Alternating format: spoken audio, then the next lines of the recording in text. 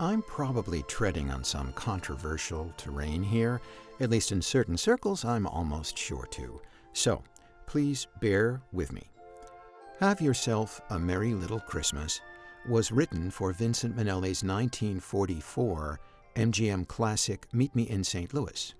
Now, at the time of the film's release, hope was tentatively making its wary way back into a world's heavy heart.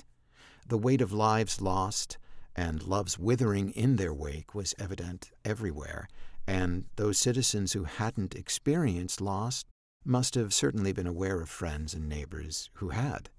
Many, I'm sure, must have carried a constant fear of experiencing it themselves. We'd only just recently begun to emerge from the everyday hardships of the Great Depression, so it's hard to conceive that this country, indeed the world itself, was feeling stable enough to take anything in its stride. A world at war surely must dictate its own emotional rules, a kind of silent decree disallowing expression, for fear of disturbing those who had experienced the gut punch of personal loss. Better to find a quiet corner to celebrate or to mourn and not disrupt the tenuous way of life back then. In the song, Esther Smith, the film's teenage heroine, sings this passage, sung here by the wonderful Dorothy Collins. We all will be together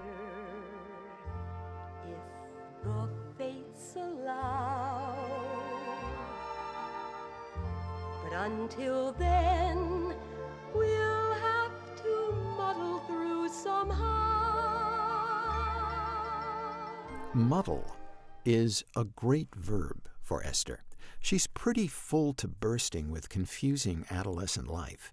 In the film, she's dealing with a family move from St. Louis to a big city, and not just any big city, New York City.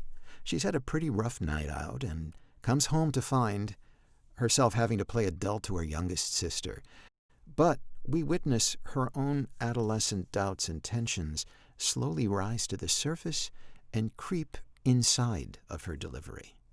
For all of her transparent stoicism, her sister's sensitive enough to read Esther's own concerns about their predicament. You can hear her growing pains, the confusing pains that the chemistry of ripening adolescence, well, all of it's in Judy Garland's classic delivery. It's a beautiful character song and an indelibly poignant scene. And here's the somewhat controversial point I'm making. I contend that this original lyric to the song is best served only within the context of the film itself. Esther is limited to her own small-town experiences and is at that formative age. She's yet to have the cumulative emotional life that can only come with an adult wealth of experience. So, let's move forward now to a decade later, 1957, and Capitol Records. Wait, let's hold off for a week or two. And you have a merry little Christmas now. I'll save what's left for Little Christmas itself, or what I've been brought up to define as Little Christmas. I'll see you here again on January 6th for my epiphany, an illuminating discovery regarding the song's revision and Ralph Blaine's canny and more adult lyric to Hugh Martin's soaring melody. Merry Christmas to all. Be well.